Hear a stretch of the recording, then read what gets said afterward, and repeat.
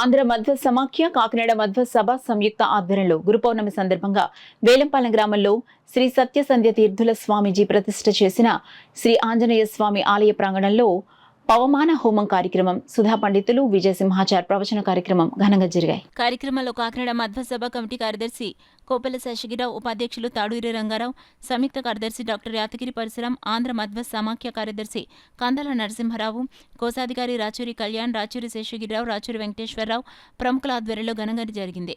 పవమాన హోమ కార్యక్రమాన్ని పురోహితులు చిల్లరిగా హనుమంత ఆచార్, యాతగిరి మద్వేష ఆధ్వర్యంలో సుమారు 3 గంటల పాటు నిర్వహించారు.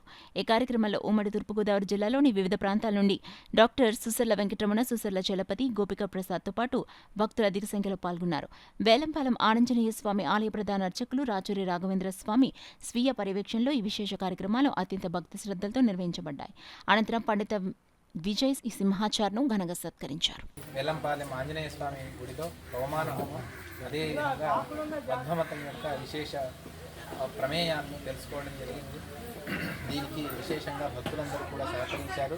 విశేషంగా కాకినాడ మధ్వ సభ కీర్తిశేషులు రాచూరి రాఘవేంద్ర స్వామి గారి కోరిక ఉండింది, ఇక్కడ చేయాలి, ఇక్కడ విశేషంగా మధ్వమతాన్ని ప్రచారం చేయాలని చెప్పేసి వారి సంకల్పానుసారంగా ఇవాళ కాకినాడ మధ్వ సభ కమిటీ, అదేవిధంగా ఆంధ్ర మధ్వ సమాఖ్య సభ్యులందరూ కలిసి విశేషంగా ఈ కార్యక్రమాన్ని పవమాన హోమం, ప్రవచన కార్యక్రమాన్ని, తీర్థప్రసాదాన్ని ఏర్పాటు చేశారు.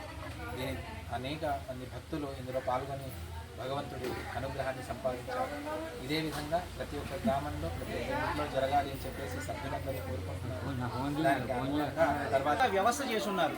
ఎలా అంటే అర్చక వ్యవస్థ, లేకపోతే గుడికి కొంత దొంగడి వేయించాలి, అలాగా అర్చకుని తీసుకుని వచ్చి ఇక్కడ ఆ ఊర్లో ఉండడం.